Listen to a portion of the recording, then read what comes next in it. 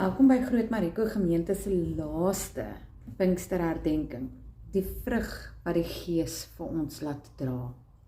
En dit is nou interessant, ons het begin by wat Pinkster is, dit is die kerk se manier om die Heilige Gees te vier, om doelbewus, so party kerke gaan groot, en ons gaan jou hopelik ook in die toekoms groot gaan, om te sê, ons kom elke dag by mekaar, saam met 'n geloofsgemeenskap, ons bid saam, ons vertrou die Here, ons kom sit by die Here se voete om die Gees van God te leer ken, om sy Heilige Gees in ons te kans te gee, 'n bietjie doelbewus te stil te hou en onsself te herinner, God is in ons en met ons en saam met ons.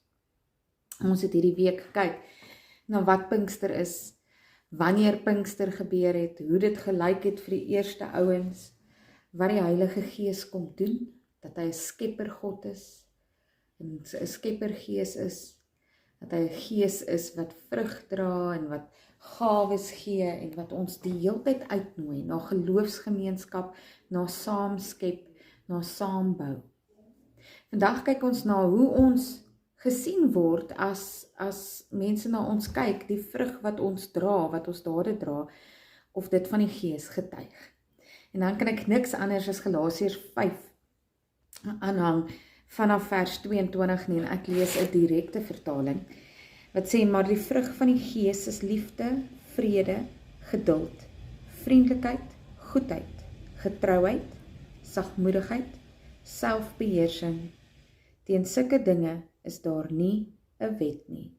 En die wat Christus Jesus behoort,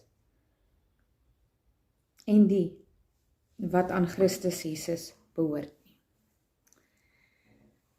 So Jesus wat Galasiërs sê, daar is 'n paar goed wat mens kan sien, as jy die Gees in jou krag gee, en toestemming vir God gee om in jou lewe te werk, as jy God toelaat om deur jou te werk, is hoe ons dit sê, met ander woorde, as jy sê, jy's 'n kind van die Here, dan is daar 'n paar vrugte wat die Gees doelbewus sagkens in jou lewe gaan inweef, en dit is hierdie: liefde, vrede, vreugde, geduld, vriendelikheid, goedheid, getrouheid, sagmoedigheid, selfbeheersing.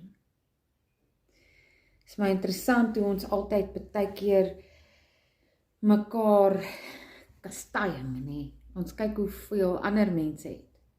Maar vandag se uitnodiging wil ek jou nooi om saam met die Here te sit en in hierdie laaste 6de ding te dink. Gee jy plek aan die Here in jou lewe?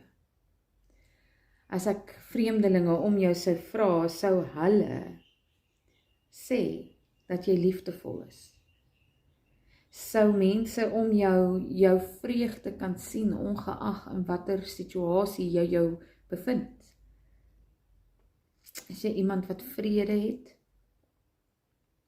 Is daar geduld in jou wese? Straal jy dalk van vriendelikheid? Het jy 'n getroue hart? Is jy goedhartig teenoor mense? Nie 'n pushover nie, goedhartig.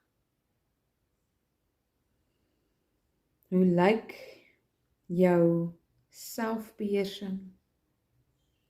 Is jy sagmoedig of althans nederig? Daar is 'n groot verskil tussen ons doen en late en regtig toelaat dat die Heilige Gees deur ons werk, sodat ons hierdie 9 vrugte, hierdie 9 eienskappe kan uitleef. En in jou tyd saam met die Here en saam met die Heilige Gees wil God jou dalk kom uitnooi om in van hierdie te groei. Dalk wil die Heilige Gees vir jou in jou hart wys watter uitdagings in jou lewe tans aan die gang is, om sekere van hierdie kwaliteite te leer, te kweek, uit te oefen, of in te oefen.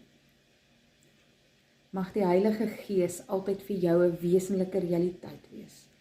Mag die Heilige Gees so deur my en jou lewe weerspieël word, dat ten spyte van alles wat ons tref en die lewe wat buite gebeur en dinge wat aan die gang is, dat ons steeds in mekaar se lewens hierdie kan sien. Dat die Gees vrug dra deur ons en dat dit lewe bring en mense uitnooi om nuuskierig te wees oor die Here van lewe wat ons groei, wat ons in glo en wat ons dien. Ek bid vir ons. Here, dankie dat U vir ons 'n God is en dat U ons Here is en dat ons voluit vir U kan lewe. Gee dat ons in U liefde en in U krag meer en meer sal groei. Dat ons meer en meer bewus sal word van U Gees, van U lewe. Dankie Here dat die vrugte wat mense in ons sal sien dra, vrugte is van liefde, vrede, vreugde, vriendelikheid, geduld, selfbeheersing, sagmoedigheid, goedheid en goedhartigheid. Dankie Here dat U Gees ons sterk maak en gee dat wanneer ons hierdie vrugte van hierdie Gees uitoefen, Here, en deur ons lewe sien werk, dat dit tekens van vryheid, ware vryheid in die liefde van U is. Ons loof en prys U groot naam alleen. Amen.